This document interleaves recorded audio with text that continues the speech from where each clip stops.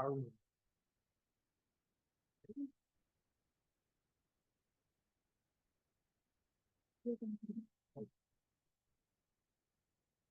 we're recording now? Good. Okay. Thank you. Good morning. This regular meeting of the Lone Star College System Board of Trustees is now called to order at 10:29 a.m. I would like to call on any and all veterans in the audience to stand and then come forward to the podium and lead us in the Pledge of Allegiance, please. Any veterans? All right, please. It'd be our honor for you to come forward.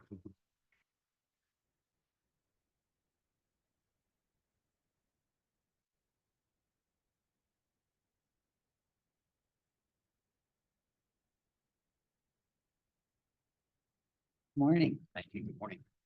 I pledge allegiance to the flag of the United States of America and to the republic for which it stands, one nation, under God, indivisible, with liberty and justice for all. Thank you very much. I'll now do a roll call of trustees. Mike Sullivan present, Miriam Saldivar, Present. Aisha Wilson, Here. Rebecca Broussard, Present. Michael Stoma. I'm here. Thank you. Daniel Mesa, Present. Art Murillo, Present. David Vogt, Jim Kane. Present. We have a quorum. Next item is certification of posting of the notice of the regular meeting. Chancellor Castillo, has the notice for this meeting been posted? I certify that the notice of this meeting has been posted in accordance with the law.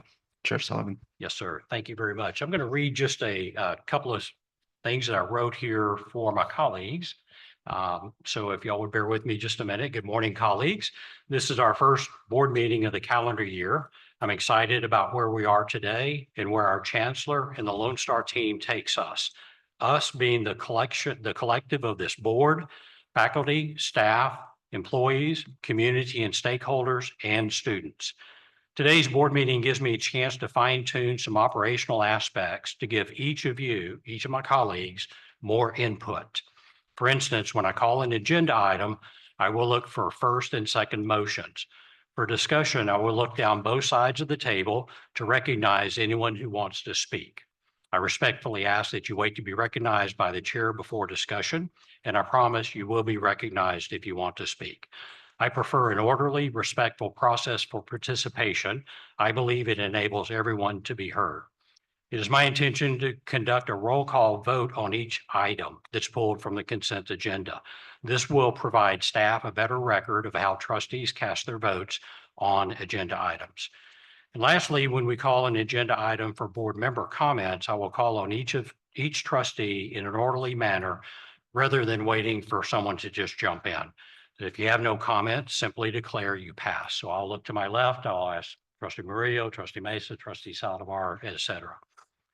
Thank you in advance for your participation today, and I look forward to a productive board meeting.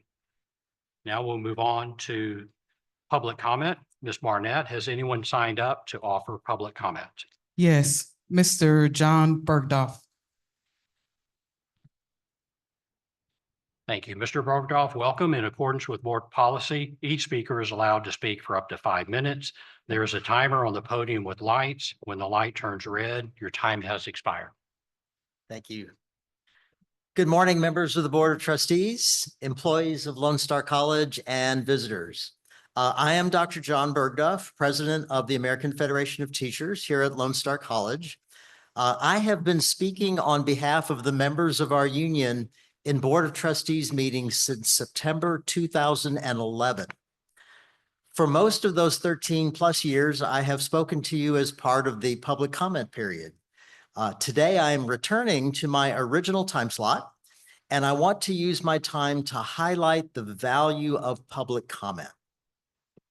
Echoing very similar language in the First Amendment of the U.S. Constitution, Article 1, Section 27 of the Texas Constitution states that the citizens shall have the right in peaceable manner to assemble together for their common good and apply to those invested with the powers of government for redress of grievances or other purposes by petition, address, or remonstrance. Inspired by this fundamental right of the people, the Texas Open Meetings Act calls for public boards like this one to set aside time to hear the voice of the community on issues that these boards oversee. Lone Star College Board Policy, Section 1.F.1.06, sets procedures for public comment, with citizens having up to 5 minutes to speak, with a few well-prescribed exceptions. The Texas Attorney General's Office, in a letter of opinion issued in 1996, numbered 96/111, specifies that a public board, in conducting public comment periods, must not discriminate among points of view that citizens seek to express, upholding the rights of citizens to present their grievances and concerns as guaranteed in the Texas Constitution. In recent years, the number of people wishing to speak to this body has been small. Perhaps that is testimony that the board is doing a really good job and there are few concerns. Perhaps it is symptomatic of the fact that this college district covers a vast area, far larger than the total area of the state of Delaware, and getting to a board meeting to speak is challenging no matter when and where the board meets. Sometimes speakers before this board have been complimentary. Sometimes they have been critical. Sometimes they've even been rude. But in order to assure that the needs of this community are served, you who are trustees must hear the voices of the citizens who make up that community. This makes the public comment period an ideal setting to hear the voice of the AFT, because we are part of this great community. We are not an outside organization run from Austin or Washington. Many of our members live in this community. Many have been students of this college or have children or family members who have been. Most importantly, all of the members of AFT Lone Star College are your employees. Whether faculty or staff, we have devoted our professional careers to the success of this institution and its students. Some of us have been here a short time, some a long time. In my case, for 33 years. You need us for the college to operate, and you need to hear our voices. I hope that in the 13 years I have spoken to you so far, I have represented those voices faithfully. I have strived to present the desires and concerns of Lone Star College employees in a positive and respectful way.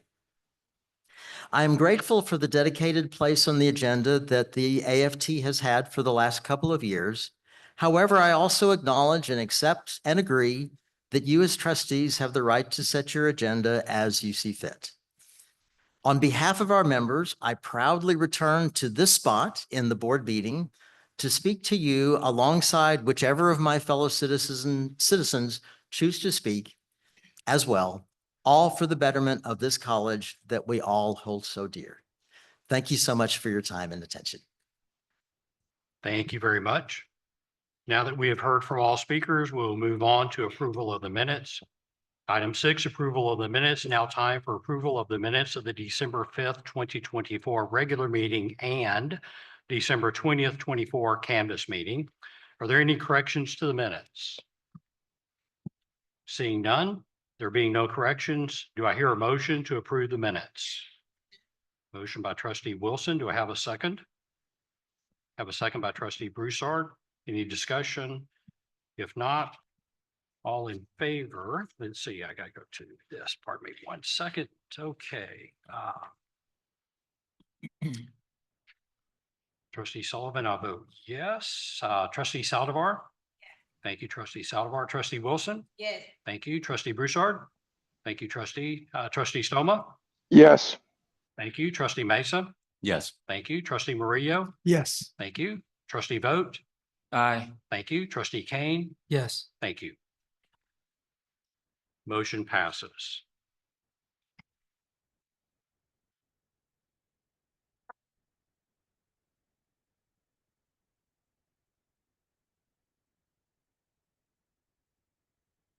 Okay, consideration of the consent agenda. We'll now move forward with consideration of our consent agenda.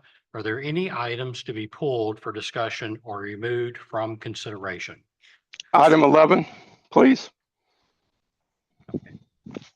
Thank you, trustee Stoma. You said item 11. Yes, sir. Okay, thank you. And I've just been advised that I skipped special reports. My apologies. We can go back. Thank you.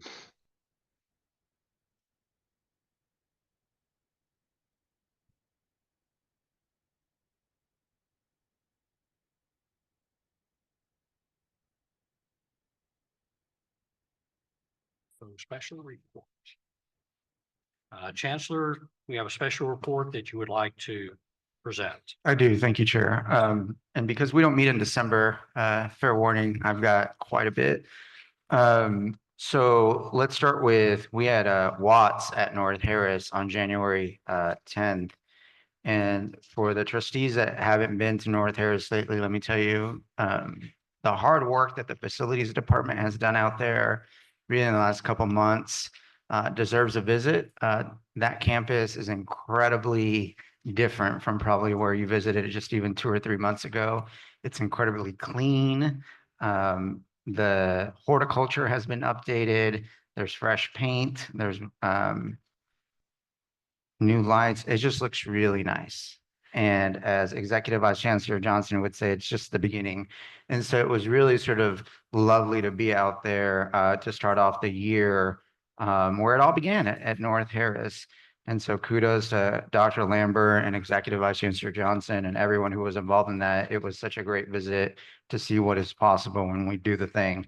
We also celebrated Martin Luther King Jr., Dr. Martin Luther King Jr., the holiday on January 20th, and then we went straight from that into a winter apocalypse.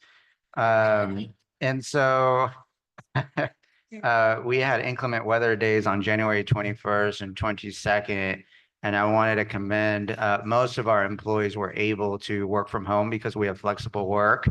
And so on behalf of sort of the employees of the board, thank you.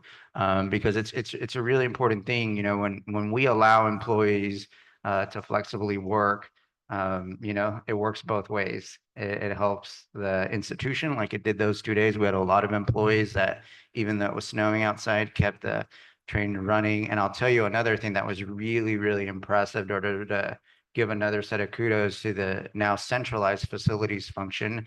To the best of my knowledge, and correct me if I'm wrong, Executive Vice Chancellor Johnson, this is the first weather event when we really suffered no damage. Right? So think about that. We cover about 8 million square feet of property, ladies and gentlemen, and some of us can barely manage our homes, right? From bursting, and Executive Vice Chancellor Johnson and Chief Property Officer Moctezuma, and everybody else, all the directors, outstanding job. I can't tell you how valuable it was to come back to work and have everything where we left it, right? Some of us have experienced going home one day and not being able to come back because of weather-related issues. And so just wanted to sort of publicly thank those officers. I want to let the board know that, you know, we talk a lot about facilities, but here's where you kind of really see the operational impact of having a really solid facilities team, because taxpayers didn't have to pay for damaged property. And we were able to keep doing the thing because we were able to come back right to work. And because of flexible work, we were actually, most of us were able to work from our homes or other locations. We also had the Chancellor's Donor Appreciation Lunch on January 28th. And I can tell you, next to graduation, that is my favorite event for the trustees. I know we had a couple of trustees out there, and the chair was so gracious enough to join us. It really is, if you can make it out next year, it really is, next to graduation, probably the top event of the year. And I talk about it so much every year that my wife actually came this year. And so my wife, Jessica, was there. And then let's see, on February 3rd, which was just this past Monday, Lone Star visited with the Gulf Coast Community College Consortium legislative reception. And Dr. Vian, if you will come up, Dr. Vian, please. I wanted to advise the board of, we had a sort of late breaking last minute Austin visit. We met with the Lieutenant Governor's office, the new Speaker of the House, office, Senator Creighton, Representative Van Dever, Representative Cunningham, members of the Senate Finance Committee, and as well as our lobbyists. And we went there with sort of one to introduce ourselves and say thank you. And they all, let me just tell you, they all kind of got a chuckle because they say, okay, what is it that you need from us? Nothing. One of the things that I tell people at Lone Star is gratitude has no conjunctions. So thank you. And then they kept looking at us like, no, but seriously, why are you here? And so I can tell you that it was a really nice visit. It was really nice. Everyone received us incredibly warmly, made exceptions, and worked around schedules to fit us in. And every single one of those people had nothing but positive things to say about this institution, about the work that we do.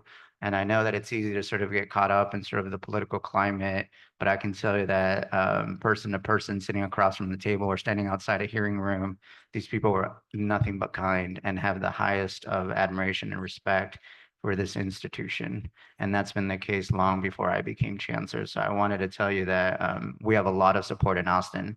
Having said that, there is a really sort of financial, really complicated thing that we're trying to get some reassurance. And so as I told the Lieutenant Governor's Deputy Chief of Staff, I said, you know, I always let the person who knows the most about the thing talk about the thing. And so that's Dr. Bien. So Dr. Bien, to the board, I can tell you that Dr. Bien did an incredible job. I was so impressed and so honored to be accompanied by her, because I can just tell you that she was educating everyone that we met with.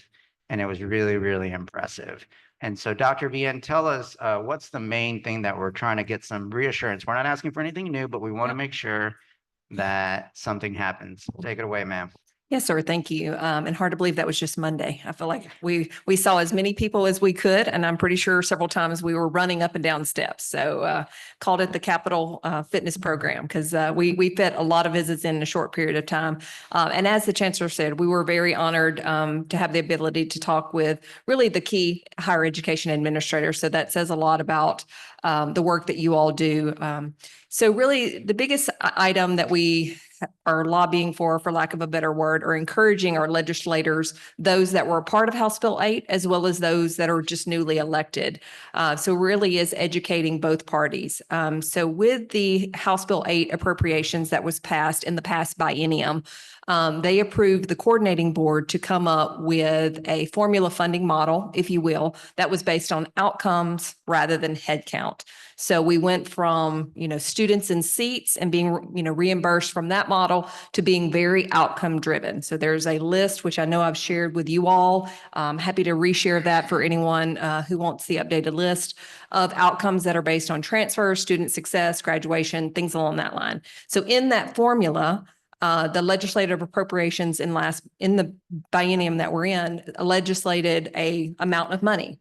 However, the 50 community colleges did so well and exceeded the outcomes that we've actually generated more dollars across the 50 of us than what the legislation actually appropriated, to the tune that actual appropriation for this year is about $76 million short for the 50 of us.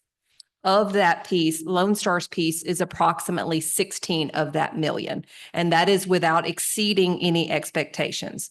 So what happens is July 1, the coordinating board comes out and says, this is what the 50 of you, we feel like you have earned this year. That is what we based our budget off of this year. And only to find out that, again, the coffers, if you will, were a little short for making us all whole.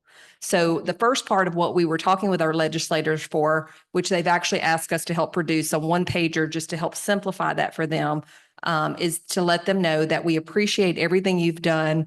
We need you to help make us whole, though, across the board, not just for ourselves, but for our other partners, in allocating a supplemental appropriation in Article 3 that would actually allow us to receive that funding that would actually be for this year's budget. And then secondarily, we'd ask them to allow for appropriations for the next biennium to also be able to keep up with the coordinating board's formula so that we're not going through this cycle every year. The third item is that several of our peers are also advocating that we receive transfer points for those students who are transferring to out-of-state institutions and private institutions. Currently, we only receive dollars from the state if they transfer to a public institution in the state of Texas. Many of our peers are advocating that we include private and out-of-state. Lone Star does not object to that outcome, with the caveat that additional funding would need to be appropriated so that we're not fighting for a much smaller pot, if that make, in essence. And so that was well received. We also received feedback as early as this morning that the private school and the transfer model is being well received. So that may likely come forward. And again, we will just continue to say, we will not stand in the way of our peers who are advocating from that. We would just ask for additional dollars to be allocated so that we're not reducing our reduction in order for them to get additional dollars. So, Chancellor, that's it in a nutshell, but I'm happy to answer any questions or. Yeah, thank you. And so one of the key things, board, that I want to sort of highlight for you is one of the things that we talk about at a lot of these meetings is being the leader college of the state. And so one of the things that Dr. Vian and I have committed to is that where possible, we are going to lead the state. So we're not trying to get $16 million just for Lone Star. We're trying to get the $76 million for everybody. And I can tell you that when we went to the reception, so we had meetings all day long. We went to this reception at night with the Gulf Coast. There was different sort of both officers, board members, presidents, and chancellors of other institutions that had already heard that we were actually advocating for things that don't benefit us in any really way, that benefit them. Because truly, we believe in the mission.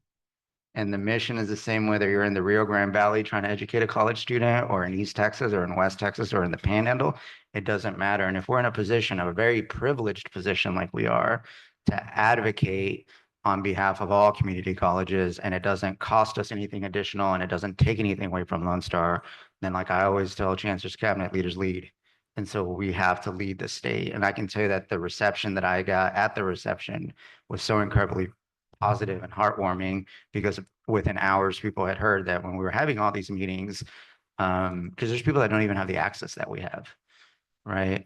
They were very, very grateful of that. And so unless the board has questions, I think this concludes the part of Dr. Vian's presentation. Thank you, Dr. Vian. Any questions, trustees? Trustee Saldivar. There we go. Dr. Vian, is there a possibility that you can resend Yes. that to us, maybe summarize it? Would love to reach out to some of our elected officials Yes. and sort of advocate for us. Yeah, I'd be happy that to would- do that. Okay, thank you, ma'am. And I'm happy to share the one pager as well for some talking points that we have too. That Because works. again, it's really important that everybody understand it, not just those that are familiar with higher education. And that was really the ask, is that every one of our members understand how important this is to their community. And so we are working to craft some language to share. So I'm happy to share that with you all as well. What else on this side? Trustee Mesa? Yes, I wanted to ask, and thank you for your work and for going to the Capitol on behalf of the college.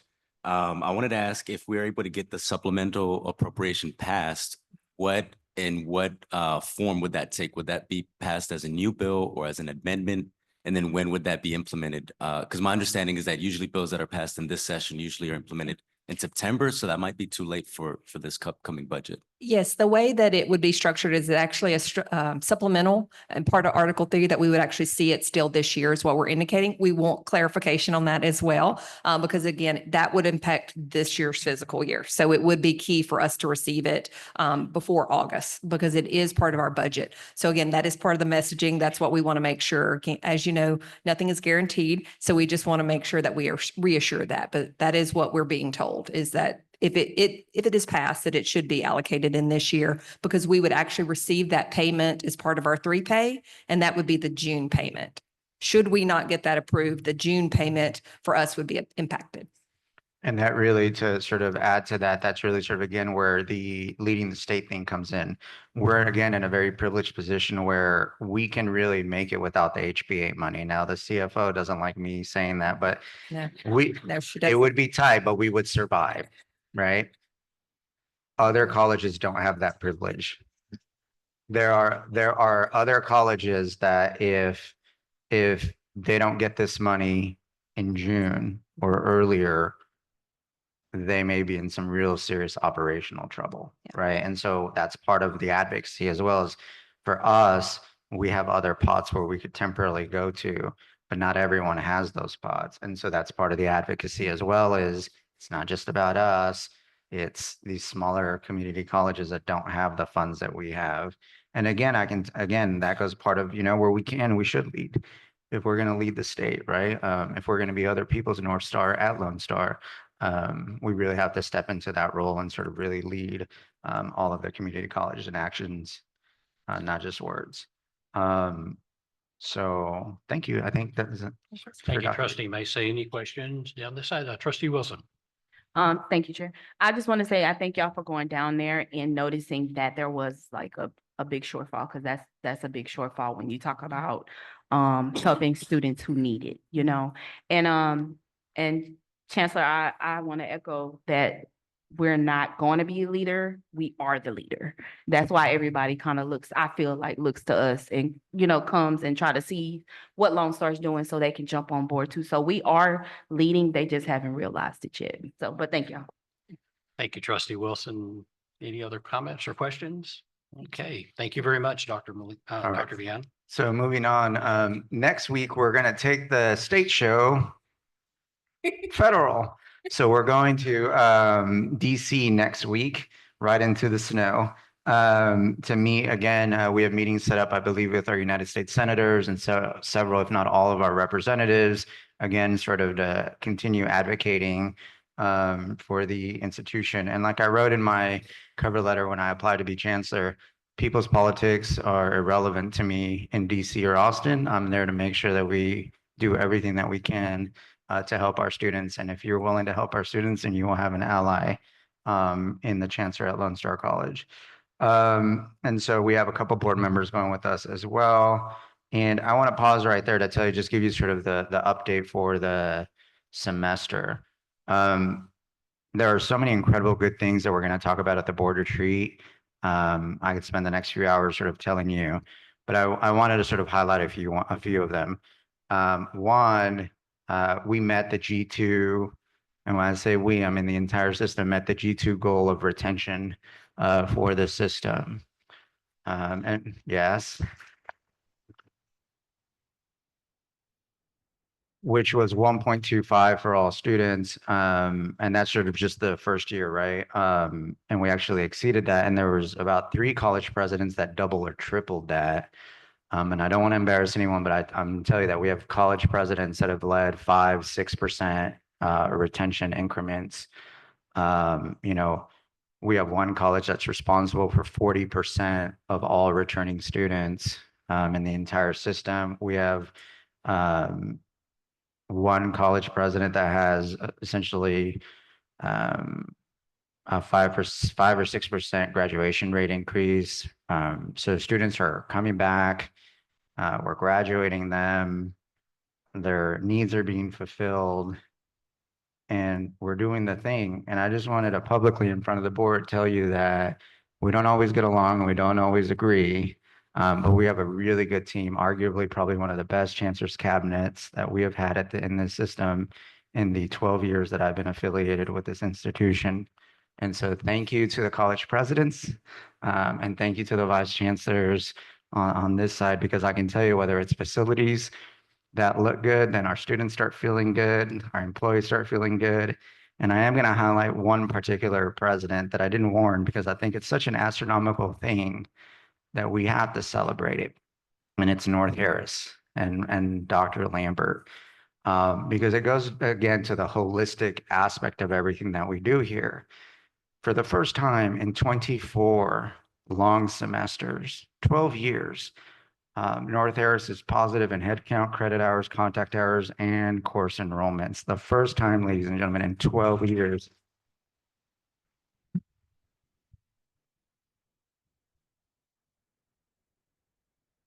And so if you're out there and you still think that,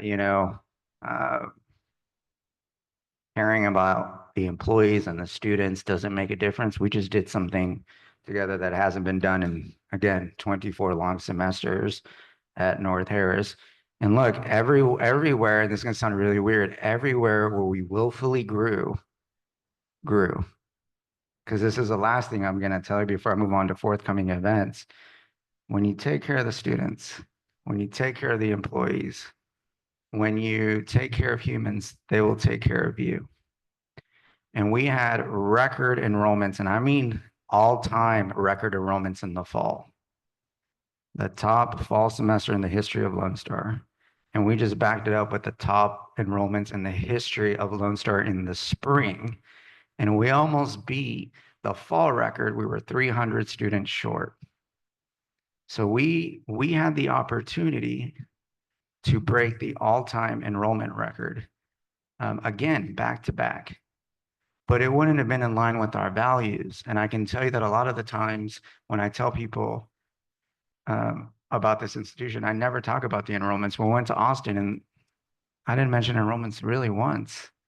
Now they ask me because they think that if I'm not talking about them, they must be bad, right? But I just want to, again, publicly thank all of the executive members, all of the faculty too, the faculty that sit here. It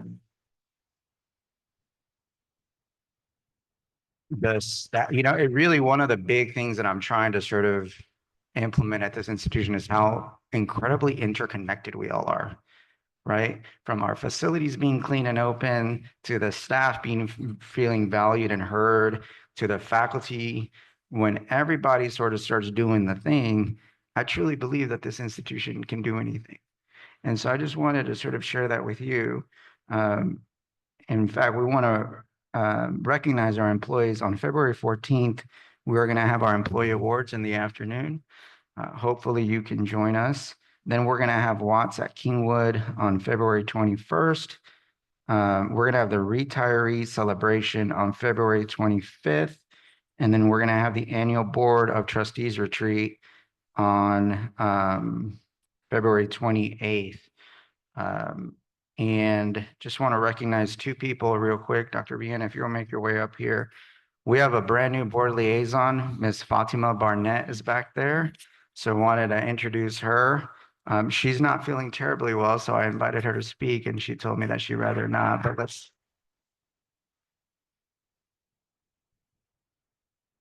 And so for those of you who don't know, Ms. Barnett is the longest serving member of the Office of the Chancellor.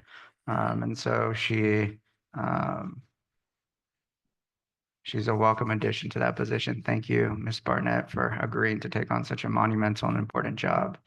Dr. Vian, you have someone you would like to introduce. Yes, I would love for our new AVC of Supply Management, Rick Reeves, to please join me. Come on up. So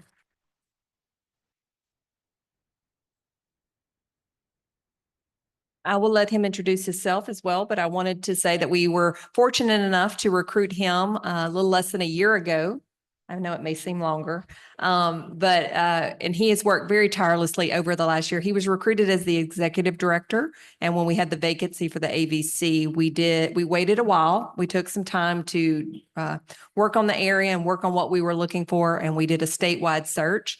And I'm happy to announce that the committee unanimously supported Rick in that position. And so we're very fortunate to have him and the team that he's building. And I just wanted you all to recognize, be able to say hello and let him introduce himself as well to make the formal announcement to the system. So. Thank you, members of the board.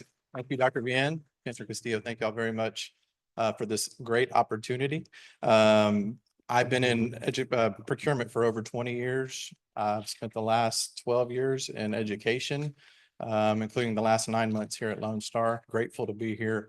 I come from an education family. My wife of 21 years has been in education for 22 years as an elementary school teacher, assistant principal, and now she's an assistant superintendent for one of our local school districts. So it runs in the family with us. My oldest son, I have three kids. My oldest son is in his first year at Lone Star Montgomery. So not only am I invested with Lone Star as an employee, but also as a parent of a student. So I'm grateful to be here. I'm grateful for our team, our supply management team. I'm excited. As you can tell, I'm talking fast because I am so very excited about our team. We're looking for a customer service focused group that's looking at taking a very complicated process and trying to simplify it. So we want to do the thing, Chancellor. So we're trying to do those things, everything we can to do that. So I just want to thank you all. I'm grateful to be in this position and honored. So thank you very much.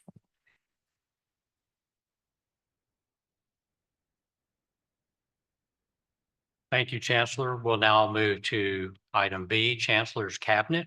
Vice Chancellor, Legal Affairs and General Counsel Nancy Molina, come forward, please.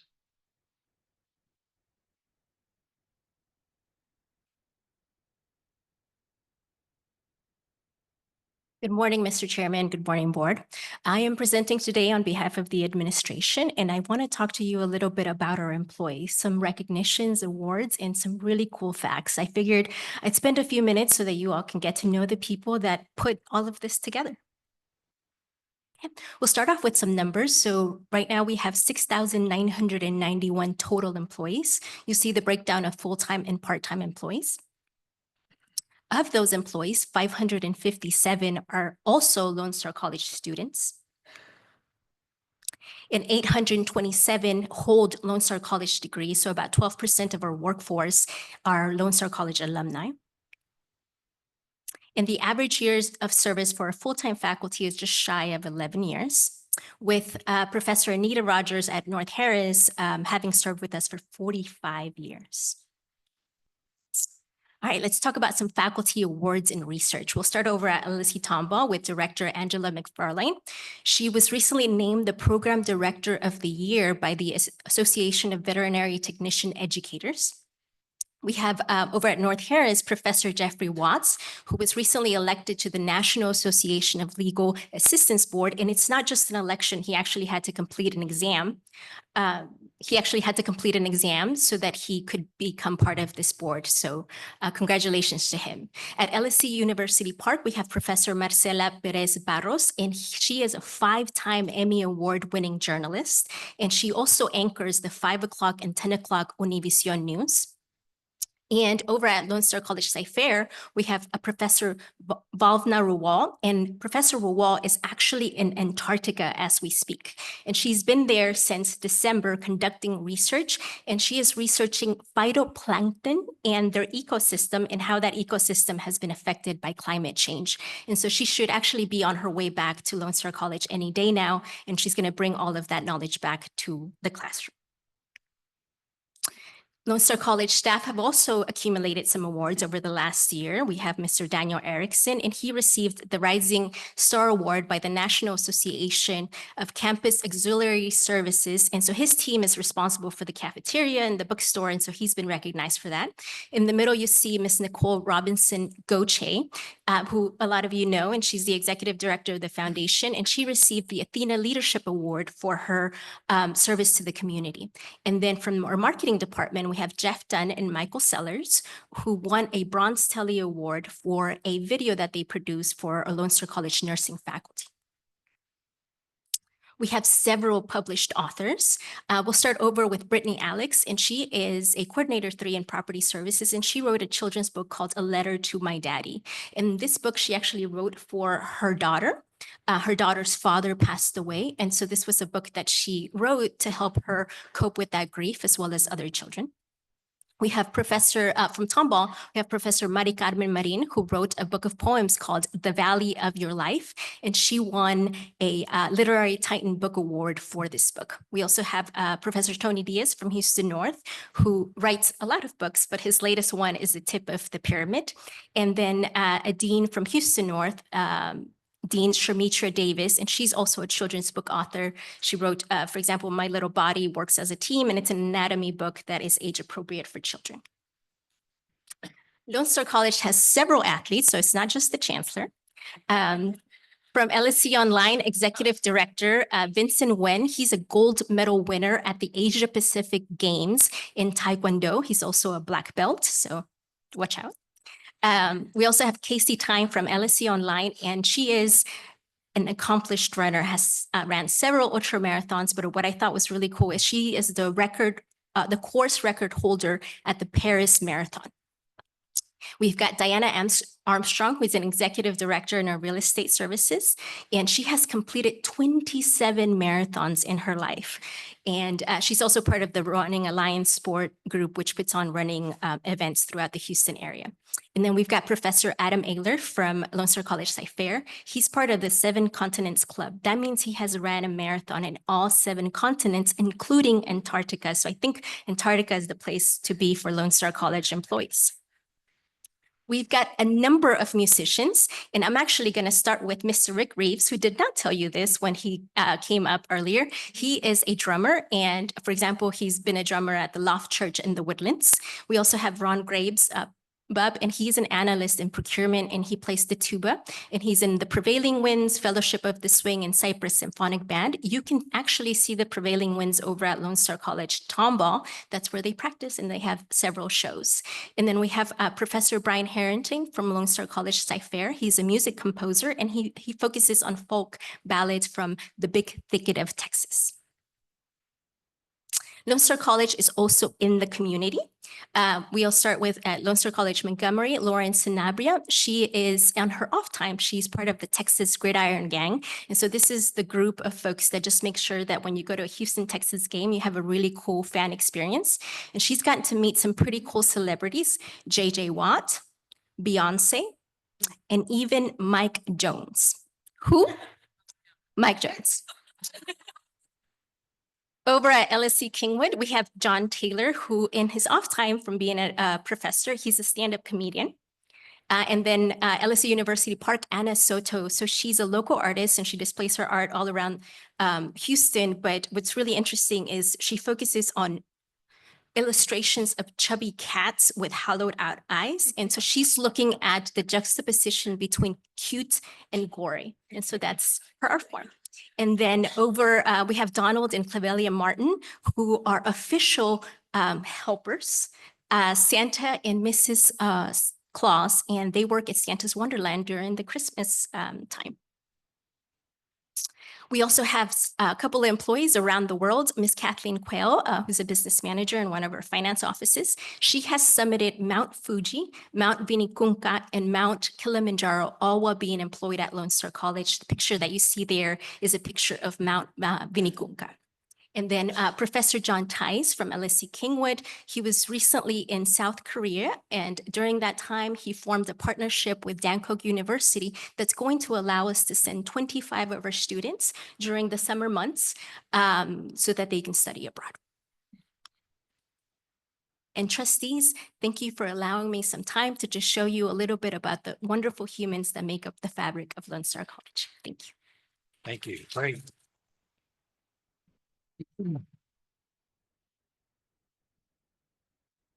Thank you, Ms. Molina. Chancellor, any comments or move on? No, sir. Just, one of the big initiatives that we have here is that we want people to bring their whole selves. And it's just beautiful to see all the things that people do. I can say that Casey has messaged me a lot. She can run a marathon about 3 times as fast as I can. So I'm nowhere near her category. I feel bad being called an athlete. I'm a poser. So we just really want our employees to feel like no matter what you're into, that there's someone else probably here that's in it. And that's part of sort of creating, again, that interconnectedness and that connection, because people that would otherwise not interact now know that other people have similar interests. And that's what we bridge to sort of build a more cohesive team at this institution. Thank you, Chair. Outstanding. Before we go to the next agenda item, I noticed we had students walk in. I assume y'all are students. Thank you for joining us. And if you have any questions about what we do, feel free to reach out to any of the trustees. We're here to serve you as we are everyone else in the community. So thank you for being in the audience, all the way to the back row, up to the front row. So thank you all. Next on our agenda, Faculty Senate Reports Presidents. Professor Donnelly, please proceed to the podium for your presentation. Good morning, trustees, Chancellor Castillo. Thank you for allowing me to present on behalf of the Faculty Senate Presidents. My name is Martha Donnelly. I am the Faculty Senate President for University Park here. Last fall, Faculty Senate President Dr. Chris Davis from LSE Online presented on different faculty grants that we have at Lone Star College. One of those grants I felt deserved to be highlighted a little bit more. We have, this grant is $1.5 million over 3 years from the Houston Endowment. And it is on engaging the electorate. It is basically to increase the understanding of our campus community on their role as electors and how or as voters and how they can change and affect change in the government. With your permission, I would like to invite the principal investigator, Dr. Cassandra Kotry, forward to help update on what has been done already and what they are planning to do in the future. Yes, ma'am. Thank you. Good morning. Thank you for this opportunity. I appreciate it. So as Professor Donnelly mentioned, my name is Dr. Cassandra Kotry. I am a professor of political science here at Lone Star College, University Park. And I have had the great pleasure and joy of being able to serve as the administrator for this grant. And I wanted to give you guys a little bit of background about what the grant does and what it means for our community and for our students, not just for our campus communities, obviously, but also for the community writ large. And with the chancellor's investment of making, this a real community focused college, this is one of the ways that we are able to leverage the resources that we have at our disposal to increase our profile. So I'll just go ahead and start on this. First of all, what I wanted to do is I'd like to introduce you to our staff and our faculty who are spearheading this. As you'll see, we have input and participation from every campus in the system, which has been an amazing opportunity. The grant is run out of the University Park campus, and Jerry Marquez Santiago is our main coordinator, and she does the lion's share and the heavy lifting of all the money and all of the planning and everything that goes along with it. And we would be nothing as a program without her. We have Professor Kimberly Ball at LSE Online, Professor Michelle Ritchie at LSE Montgomery, Professor Ralph Angeles at North Harris, Professor Mark Thorsby at Cy-Fair, Professor Woody McClendon and Kelly Jacobs are co-running this at Houston North. Dr. Tice at Kingwood is running our Kingwood program, and then Professor Brian Henry is running the program here at University Park. And so having the ability to go across the campus and also being able to staff all of these faculty members with part-time individuals. We have 3 of the positions that are funded through the grant, and Chancellor Castillo has been kind enough to give us some money to allow for all of the campuses to have part-time staff. So we are in the process of hiring and changing out. People have left, and so it's been a really great opportunity to get the faculty and the staff the support that they need to make these events run. And boy, have they. So we've got 6 goals for the grant. The first one is to earn a designation as a voter-friendly campus, which we have. So we have been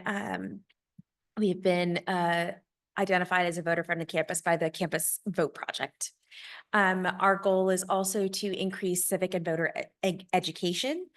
To do that through ensuring that everybody has access and have the ability to participate in the activities, that we are using our basic programs to increase the role of trust, or the sense of trust and agency that voters in our community have in their government, and then also to build up and support civic engagement culture on our campuses, which have been done consistently in a very diverse campus level manner. And so what this has done is allow us to bring parity across the system. And that's it's been a budget issue for the campuses that we are now able to take off their plate thanks to this grant. We also want to increase electoral participation and then also increase the number of campuses that are voting locations. So just give you some of the successes that we've had. So across this first semester of implementation, we have had 1,686 students participate in all the campuses, all the events on the campuses. I want to particularly highlight North Harris, who is led by Professor Ralph Angeles, who leads the system in campus attendance. And I think speaking to the hearing about the successes that North Harris has had in retention, I think that what it shows that there is a level of engagement with programs like this. And as retention increases, we can see that there's going to be more opportunities for students to engage. And North Harris is doing a great job in that. Programs like this also increase our community footprint. And it's been a very great opportunity to see each campus do what it does best in its own culture. So Kingwood and North Harris both have an amazing culture of deliberative dialogues, which is helping to prepare students and community members for having non-opinion-based interactions and about issues that are real tough. And it teaches them, the skills that they need in order to be effective in their communication of their perspectives. Kingwood and North Harris lead with that. We've had at the UP campus, Professor Henry does a really great job with inviting elected leaders to come to campus to meet with students and to tell them about, what's going on in government and how they can affect change. We have had the ability to work with the election office, the Harris County Election Office, to host a meet a voting machine event. So students got to see what voting machines look like before they went into the booth, which helps them prepare for the process of voting. We have a lot of upcoming things that are really, really exciting. One that's happening at the end of the month, we've been working with Dr. Prince and Professor Corey Colby at Tomball to develop a trip to Austin. We're taking about 140 students, and we will be scheduling meetings with elected officials, getting them a sense of what the legislative session looks like. We have we have plans for the next semester in addition to events that focus on how students can utilize their own skills to be a more active role in civic spaces. We've got an event here at University Park with a documentarian to do a Q&A and viewing of their newest documentary, which is called Chasing the Tide, which is about climate change and its impact on the Gulf Coast region here in Texas. We also have events coming up where we will take students to Tribune Fest in September, which we're or November rather, very excited about. And we're also planning a trip to DC to align with your board trip in February. So we're really excited about this. Voter education, civic education is important because it really gives students in our communities a general sense of what role they play. And for you as trustees, that is helpful because these are the people that are turning out to the elections that are important to you. And our job is to educate them on the role that they have in that. And then for us as a grant, we're excited about this opportunity to implement these things, implement these programs. For us in a long term, the board, what we would like to build support from the board of, what happens when we attempt to renew this grant. What does that look like from your perspective? And then also to think creatively about how we can work to build civic engagement into the culture of Lone Star as it has been in the past, but maybe with something a little bit more stable and a little more reliable so that students, faculty, and staff have a consistent expectation of how we help our community engage with the democratic process. I think also as trustees, you're on a first level government. And I think that having your input into some of these activities and talking with the students one-on-one really makes an impact. So any invitations that you may receive from the grant participants, I think would be very helpful if you could just be there and talk with the students and with the other the community members, and just let them know that even as a board trustee, you're interested in their thoughts and their opinions. I'm happy to answer any questions. Good, thank you. I'm going to call on Trustee Mesa because he has I didn't even look at him, but I know he has a particular interest in this area. And if you'd like to engage, Sure. please feel free. Yeah, thank you, sir. Chair Sullivan. I'm happy to go first. So we actually received this very same grant at the school district that I work with, Aldine ISD.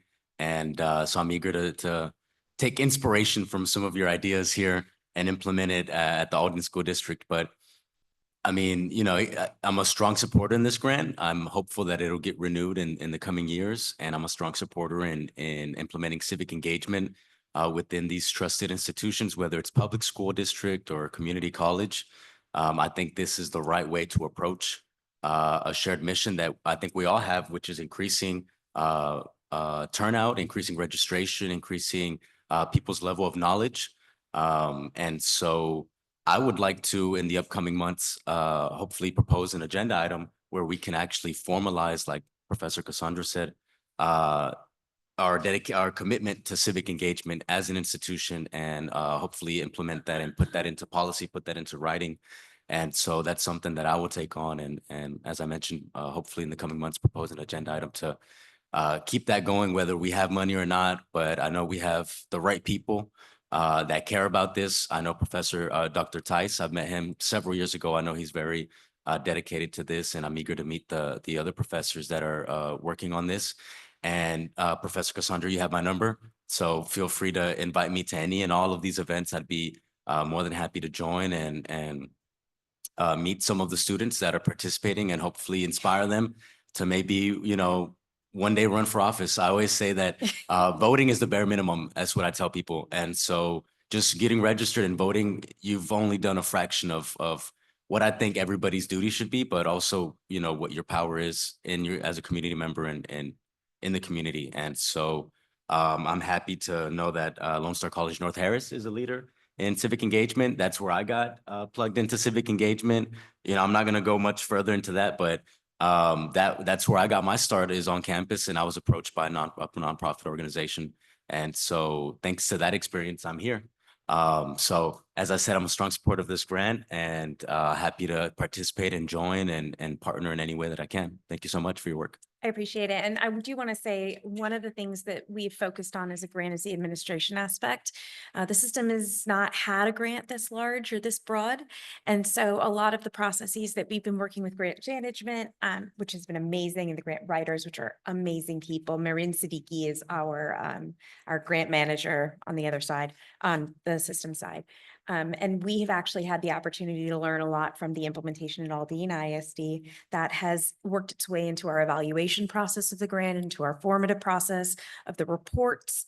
And so it's been a wonderful way to build a relationship with an ISD, but then also learn about how we can be more effective and responsible and to be better stewards of the money that we have. Good. Thank you for the success that you've achieved so far. I think we all benefit from it. Trustee Mesa, thanks for your comments. Chancellor, you pulled your mic up, so I assume you want to say something. No, I just want to say thank you. And then I wanted to, who's the funder?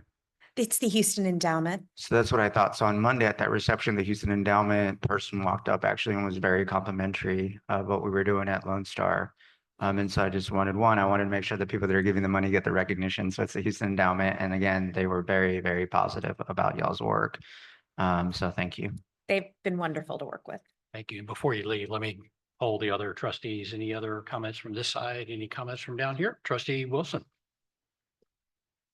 Chatty today. Want to say civil engagement is the best engagement and the only engagement that we move things forward. So I appreciate y'all taking the time to do this. Thank you so much. No other comments. Thank you. Appreciate your presentation.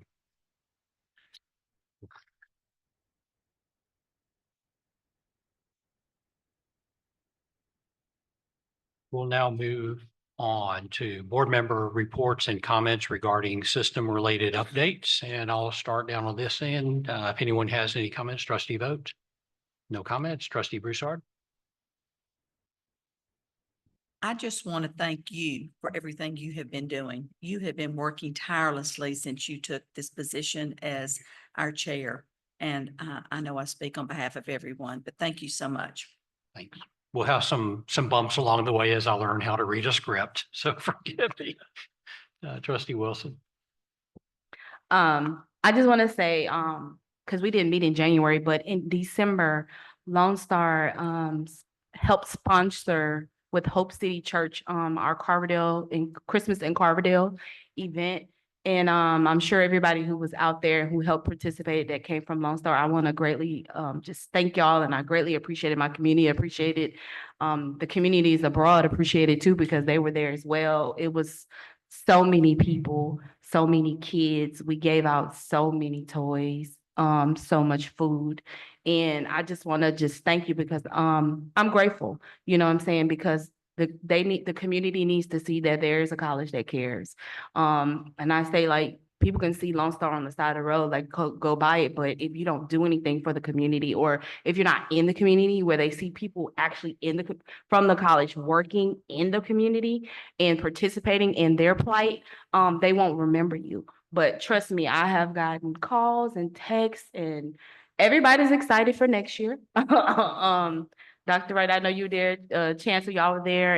And y'all know how packed it was, but I'm working on getting something, maybe go somewhere where it's more space because we ran out of parking. There was nowhere else to park. People calling me, they were at the end of the main road and had to walk all the way back. So it was an awesome event. And I just want to thank Lone Star for help sponsoring that event because it really did make a difference over the Christmas holiday. Y'all just don't know. It really made a difference for families who were wondering where they were going to get their Christmas meal from. So and toys. So I just want to thank y'all for that. And I also onto something else. Happy Black History Month. I'm very excited. I love Black history. And so I just want to, if you don't mind, I read something. Okay, so just a little information about Black history. It was founded by Carter G. Woodson. It originally started out as Negro History Week in 1926. He just wanted to highlight the things that Black people had done so far into the country, and he made it a week. But he realized, and others around him realized, they needed a month. And so I appreciate that because Black history is not about what's going on. It's about the things and the people who paved the way, the things and the people who are doing what they're doing now, and also to come. And it was so important that President Ford signed a proclamation in 1976 to recognize February as Black History Month. Black History Month was chosen in February because of Abraham Lincoln's birthday and Frederick Douglass's birthday. That's why February was chosen. And a lot of people don't know that. But Black history is so important. You can't have Black American history without Black history. And I just need everybody to understand that. So this is Black History Month. I appreciate Lone Star College campuses for celebrating Black History Month in their own way. Each campus I see has something going on in Black history. And I think it's very important that everybody engages because at the end of the day, we're all American history, you know? So I just want to say thank y'all. Thank you for the opportunity, Chair, to speak on Black History Month, and just keep celebrating because everybody's culture should be celebrated without pushing somebody else's down. And right now it's Black History Month. So I'm proud and I'm saying happy Black History. Good. Thank you for your passion.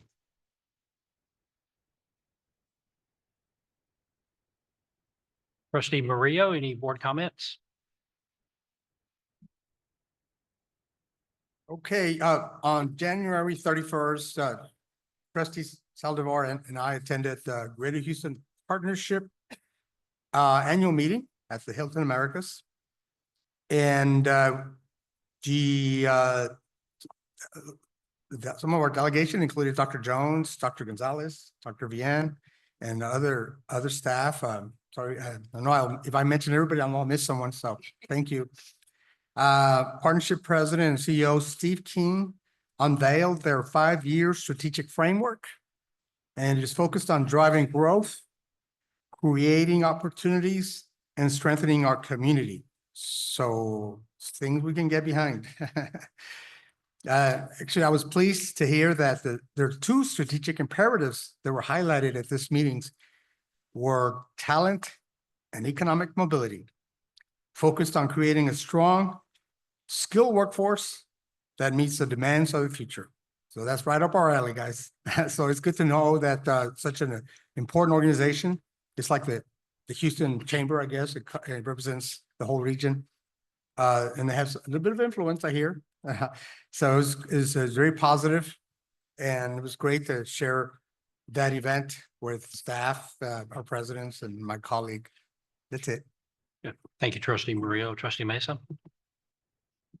I would like to, this isn't directly pertinent to Lone Star, but I'd like to give a shout out to Aldine ISD. And we took 49 students a few weeks ago to DC for the inauguration, which unfortunately we weren't able to witness in person since it was moved inside. But we were able to take a lot of young people, hopefully future Lone Star students, although they do have ideas of going to four-year institutions, and I'm trying to tell them, the value of starting, close and going far. But we're able to take 49 students, as I mentioned, to DC. A lot of them, it was the first time on a plane, first time leaving Houston. And so we got some good reactions from them. A lot of them were exposed to the snow, which actually they didn't have to go to DC to find snow. We found out later. But they did, survive a mini blizzard. Some of them slipped on ice. They learned the hard way, not to run on ice. We got to meet Ted Cruz and take a picture with Senator Cruz as well as Senator Cornyn. And so it was just an amazing opportunity being able to take young people to DC. It's an opportunity I never had, unfortunately, but I'm, just very happy that through the grant, the very same grant that Lone Star is receiving. And I'm happy that y'all will also be taking students to DC. And so I'm eager to get some updates and some feedback on that and hopefully meet with some of the students and hear some of their experiences. But like I said, it was a great experience, and I'm happy to be able to share that with our students in Aldine ISD, and hopefully we can keep it going and increase it to other school districts and, make it a constant thing at Lone Star and in the greater Houston area. So thank you. Thank you, Trustee Mesa. Trustee Saldivar. Thank you, Chairman. This morning I read this article, so bear with me, about in the Lone Star website. It was published January 14th. So I'm just gonna read it right now because I think it's really important. It's a good accomplishment. But Lone Star College Tomball Life Path Special Olympics team competes at state, and that is really awesome to hear. So just to read very, very little about it, if I may. So the Lone Star College Tomball Life Path Special Olympics College Club flag football and basketball team will be going for gold at the 2025 Special Olympics Texas State Games. So kudos for that. I believe in their article, it says something about there's going to be a host of over 1,000 athletes starting February 28th to March 1st. They will compete in basketball competition at various Cy-Fair Independent School District gyms on Friday, March 21st and Saturday, March 22nd.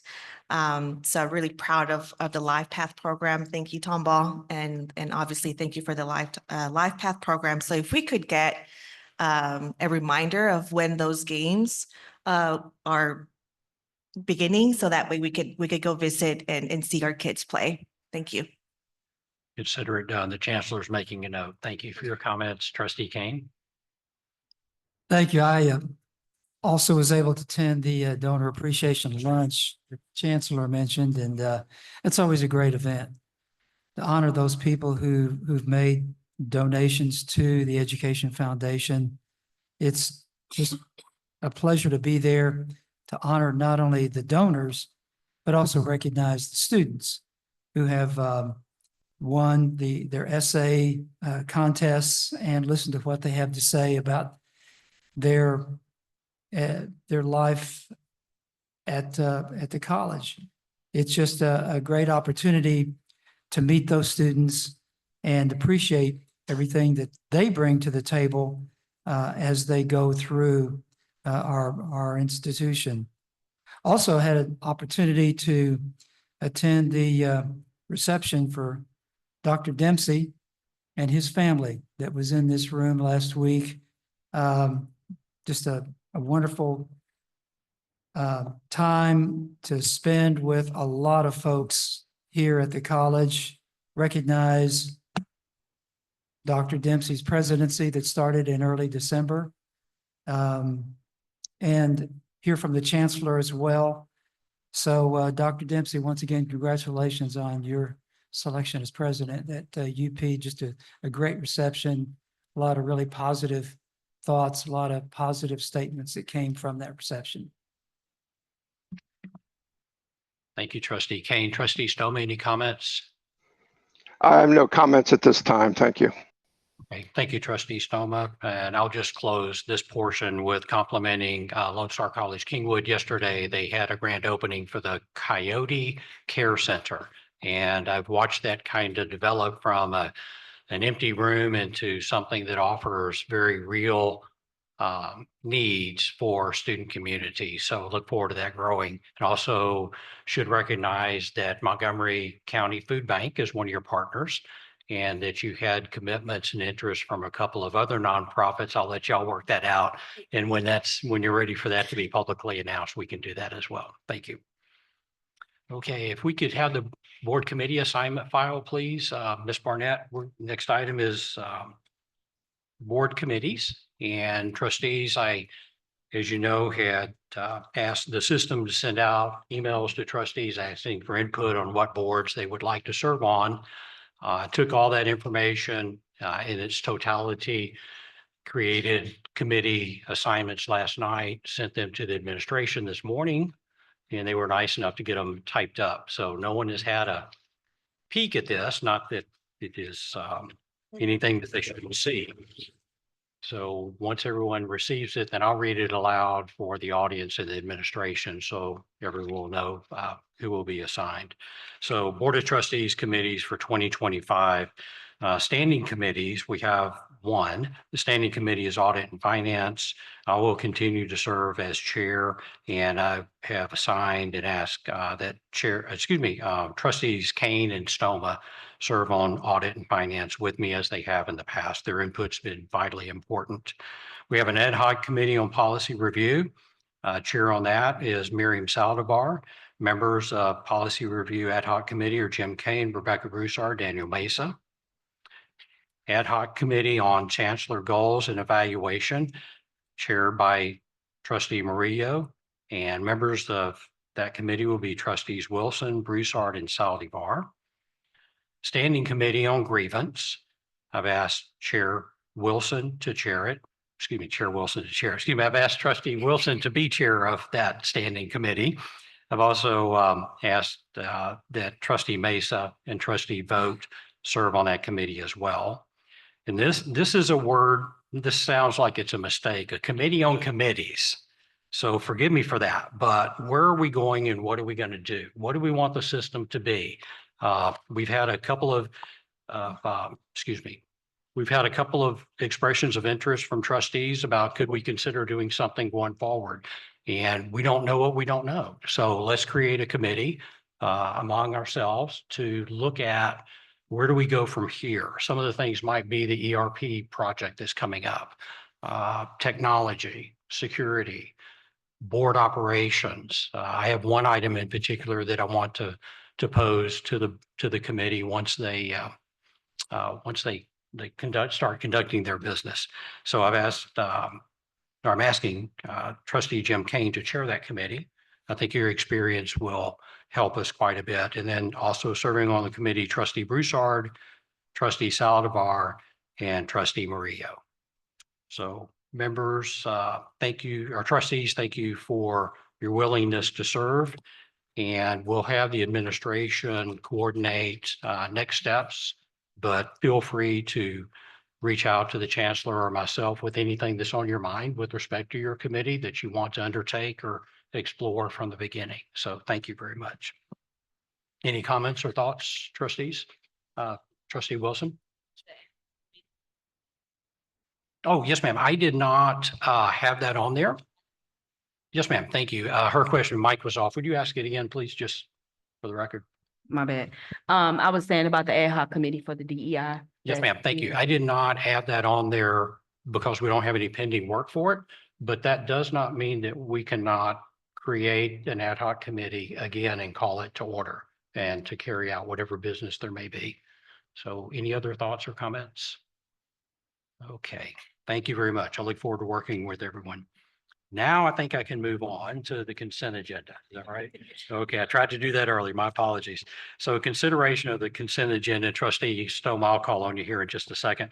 We'll now move forward with the consideration of our consent agenda. Are there any items to be pulled for discussion or removed from consideration? Chair calls on Trustee Stoma. Item 11 for discussion. Yes, sir. We will pull item 11. Trustees, any other items to pull for separate consideration?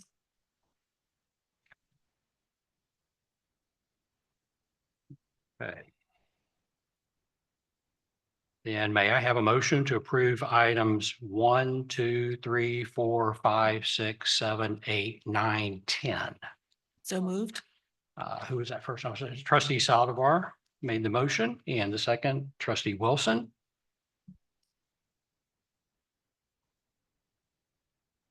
And roll call vote on that will be Sullivan, yes, Saldivar. Yes. Thank you. Wilson. Yes. Thank you. Broussard. Yes. Thank you. Stoma. Yes. Thank you. Mesa. Yes. Thank you. Murillo. Yes. Thank you. Vote. Aye. Thank you. Kane. Yes. Thank you. Motion passes. We'll now call item 11. Do I have a motion to consider item 11? So move. Second. Motion by trustee Stoma. Stoma. Yes, sir. And was that vote? Yes, sir. Trustee Vote seconded. Trustee Stoma, the floor is yours. Yeah, just a couple of questions here, Chair. How does casting this vote for Lone Star College benefit Lone Star College? Hey, I'm going to ask the administration to comment and answer your question, please. Trustee Stoma, I want to make sure I understand your question. Are you asking a procedural question regarding the process? Or are you asking a question about the substantive value of participating in the election at all? It's the latter you cited. I mean, there needs to be a benefit in casting this vote. You're asking the trustees to approve casting of a vote for this particular person for this particular board. So how does that benefit the college? I'll jump in if you don't mind, Chancellor. Trustee Stoma, as you probably know, I've been a longtime board member of the Harris County Appraisal District, now named Harris Central Appraisal District.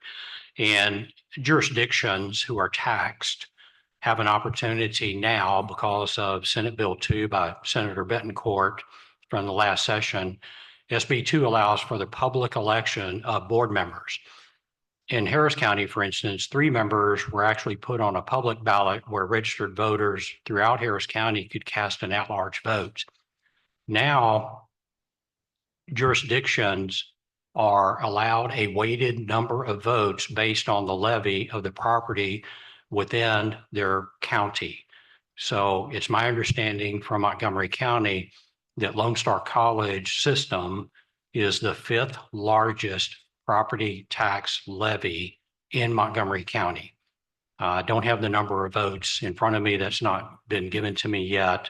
So if we cast a vote, then we're effectively electing someone to represent the interest of Lone Star, who represents the interest of the county. With that said, if we, in just my opinion, if we don't or we do not cast our votes, I think it's somewhat irresponsible not to vote. And I think it would be hard for us to defend why we did not participate in a public election in which we were entitled to cast a vote. Fair enough. The gentleman that you recommended, and I read the bio on him that you sent out. I mean, do you know this person personally or professionally? Yes, sir. The background for the public and for my colleagues here, the current board chair of the Montgomery County Appraisal District is Bruce Tuff. Bruce has expressed an interest to me, as well as other board members of MCAD, to be the recipient of Lone Star College votes. I have known and worked with Bruce Tuff since my first days of running for office for Houston City Council. Know him well. He has ably led MCAD for a while, and he is only up for election because of SB 2. Otherwise, he would be reappointed chair by his board. Fair enough. Happy to answer any other questions. One other question. Yes, sir. Chair Sullivan, do you in any way benefit from this vote, personally or professionally? No, sir. I have derived no benefit from voting for Bruce Tuff for MCAD. I don't derive any benefit personally or professionally from my longtime service on the Harris Central Appraisal District Board. It's volunteer service, much as though similar to what we do here at Lone Star. Okay, thank you. That's all I have. Yes, sir. Thank you. Good questions and always happy to answer any questions. Any other questions or discussion on this agenda item? I have a question. Trustee sir. Mesa? Yes, sir. And I'm trying to find it. I can't remember where I last saw it, but I think the number of votes that we're submitting is around the 200 or there's some kind of multiplier there. If you're asking me, I'm going to Yeah. have to ask the administration. Sure. And I also like for the administration to explain that we initially were given one date that ballots would be made public and ballots would be due. MCAD, Montgomery County Appraisal District, changed those dates. So that's why this is a little fluid, if you will. So Sure. we want to be very open about where we are now we got here. Yep, and so I'll take over here. So procedurally, this is kind of the situation. For most people that don't live and breathe the board agenda, which is most people, the board agenda by board policy has to be distributed, I believe, about a week before the board meeting. So today's agenda, for example, had to go out last Thursday. Correct, Mike? Correct. Okay. And for the record, Chief of Staff Michael Kroll is at the podium because sometimes when you rewatch the video, it's like who's standing there.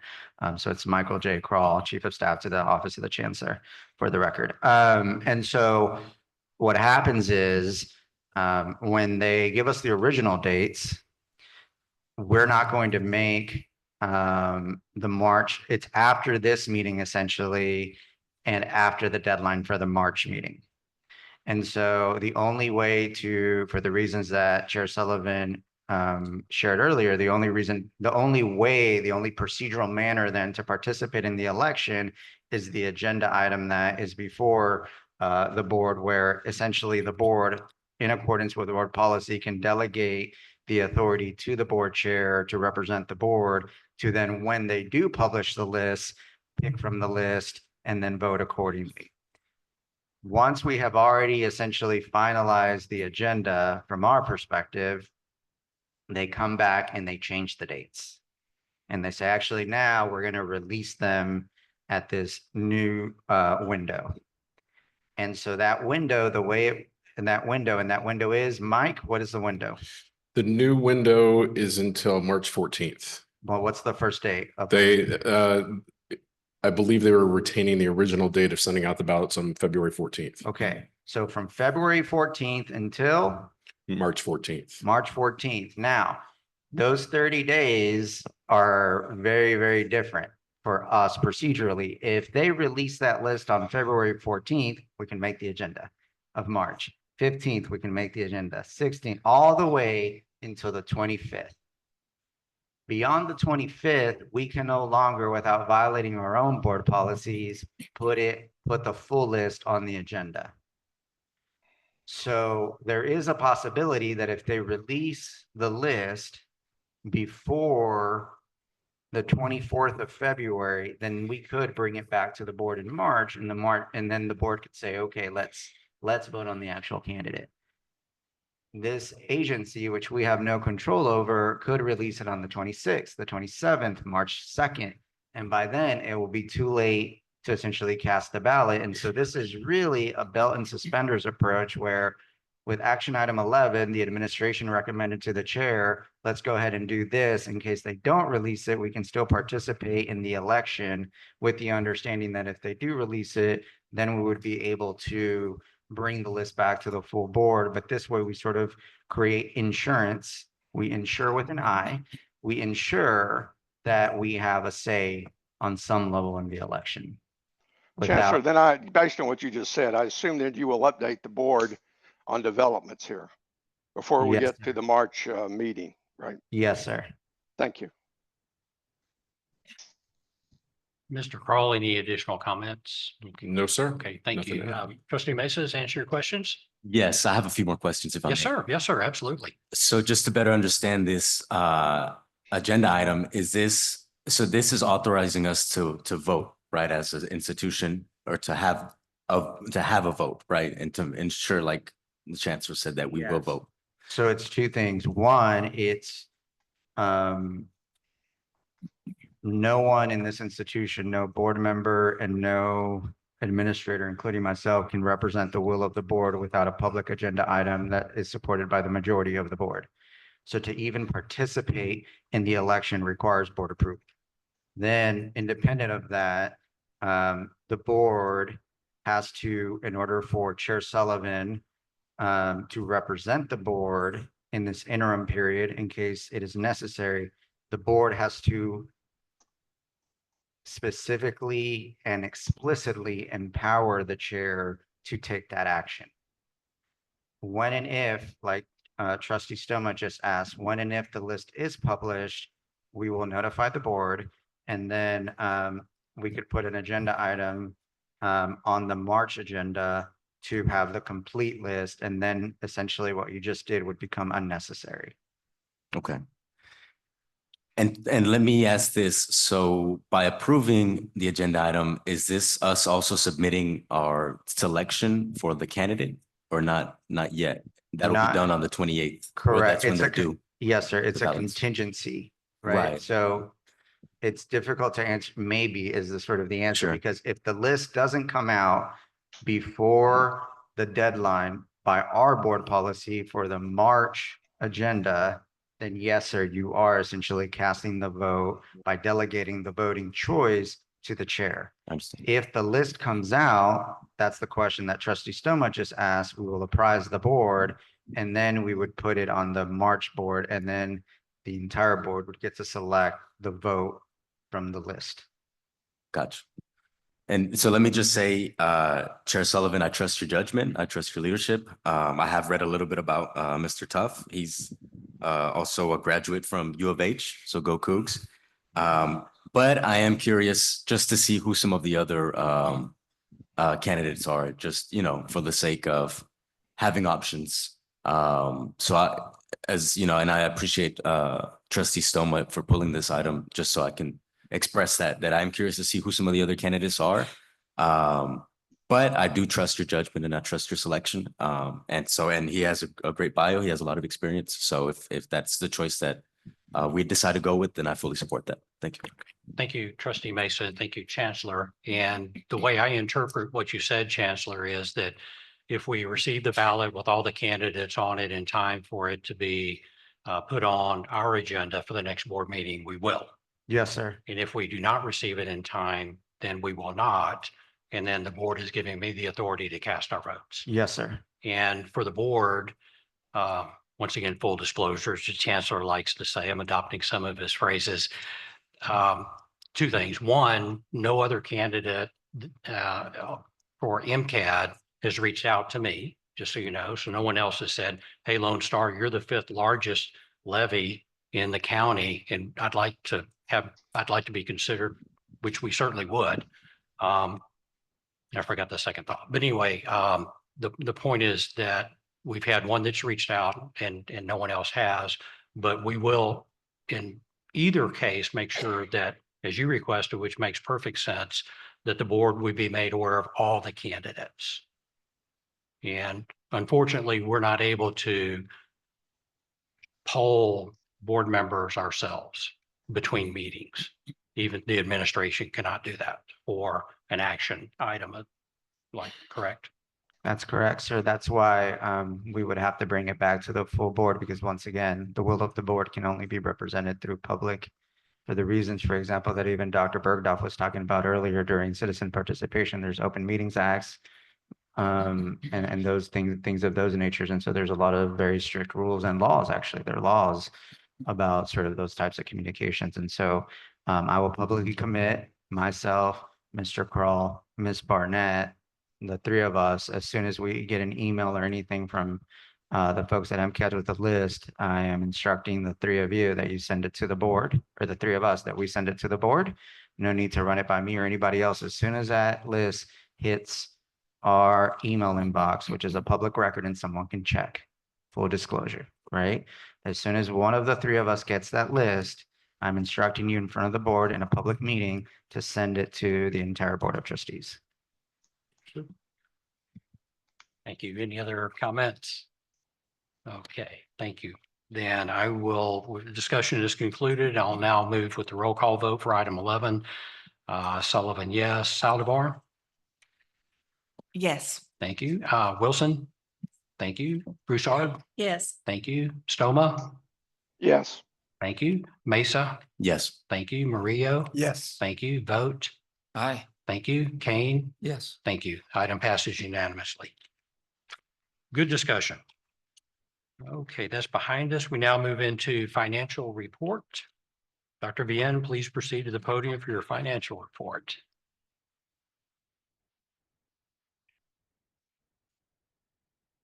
Thank you all. You're going to be tired of seeing me today, Jess. All right, so in your binder, if you will look, the very first slide that you have relates to the financial statements for month ending December 31st, 2024. And so this is a breakdown of the four main revenue sources that we received, as you can see, based off of our allocations that we have as of December 31st, received 57 million in state appropriations, 66 million in tuition and fees, 101 in taxes, and a little over $6 million in investments and and then again, additional 2 million in miscellaneous for a total of the $232 million of our $513 million projected revenue. And as I indicated earlier, part of our overall budget does include that 16 million as we look at expenses. So when we're looking at the expenditure piece, we have spent $96 million to date for salaries as of December 31st, employee benefits, 13 million, services, 25, and then again, between the other miscellaneous categories, approximately 7 million for a total of 141 million in expenditures of the $513 million total budget as of December 31st. So looking at those projections just on a higher level, so just taking it up from the category to a 10,000 level, if you will, as you can see to date, we've approximately received 45% of budgeted revenue, which is really on par with where we anticipated, as we would not receive the second pay of our state pay until February, which would not be represented here. And then, of course, property tax collection and those items typically come in the spring. So we'd start to see that trend up. And then again, as we look at expenditures, again, we continue to trend on the downward, and actually what we have expended out in expenses, only expending 28.9% of our overall budget as of December 31st. When you're looking at our statements of revenues and expenditures, again, just looking at it kind of on the micro level and looking at the tuition and fees that we've received, net of any waivers that we've allocated, state appropriations, taxes, and investments. This just puts a dollar figure to those percentage and categories that we showed you, totaling, or, again, and that's how you get to our total of $513 million of anticipated revenue. Again, looking at the expenditures, we allocate a total expenditure of $490 million for our total budget. And again, that's where we've only anticipated, around 27% of expenditures to date that we've spent for those items. Additionally, in your packet that we don't typically include a ton of slides on, but you do have in your packet is a balance sheet. You also have your statement of revenue and expenditures. You do have a balance sheet for Fund Harvey, which I'll share with you a little bit of details on that. You do have a summary of investments, quarterly investment report, your first quarter award of grants, and the November 30th financial statements. Because we don't have a board meeting in January, we did not break down the Novembers. They are represented in the December, but you do have those broken down as of that point in your binder as well. So I just wanted to make sure, especially as we go into the new year, to kind of remind you of what all the other additional addendums and things that you have in your packet are. One of the things, because we did promise that we would indicate and update Harvey. Yes, we are still receiving Harvey dollars. It continues to be a question as to why it remains on our books. So we did receive $406,291 from TDEM for Harvey in November. Our estimate is that we probably are going to see another 1 million more if we receive everything from TDEM that we have documented receipts and things for. So we feel like that's going to be what may still come in. This does not match the last presentation that we showed in the last quarter of 1.8. We've kind of looked at the reconciliation. We think that's more of the $1 million. So after discussions with the auditors, we did decrease that to about 1 million because we think that's a realistic expectation of what we could still receive from a Harvey. And then as requested, we do have, continue to show our cash reserve slide. And so we do, as in the FY25, have $169 million in cash reserves that is not, that is above and beyond our operating budget and does not include the set-asides that we have put aside for the ERP and campus improvement projects. Okay. Any questions, Chair or No board questions from members? me. Any questions, trustees? Seeing none, good report. Thank you Thank- for keeping us in such good shape. Yes, sir. Thank you. Okay, we have no closed session today. Suggested future agenda items. Are there any suggested future agenda items? Looking down this way? No, and looking this way, trustee Saldivar. Thank you, Chairman Sullivan. Not really a suggestion, but I do want to make a comment if I can in the stance. So I see a lot of students here. Just what classroom is this? For what class? Is it history, government? Texas government? Thank you, ma'am, for bringing them here. I hope.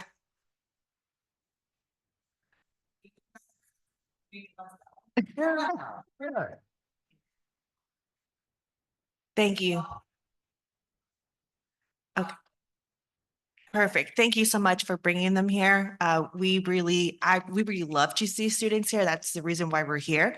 I hope that you learned what we do, the stuff that we do for you guys and obviously for the administration, for the college, and hopefully you take that back and you'll be able to tell your friends about what we do here and keep bringing more students, please. Keep visiting us. Thank you. And thank you, trustee Saldivar, and your sentiments are perfect, really are. Any other comments? No other comments, none from me for suggested future agenda items. With no further business to discuss, this board meeting is now adjourned at 12:05 p.m. Thank you, colleagues.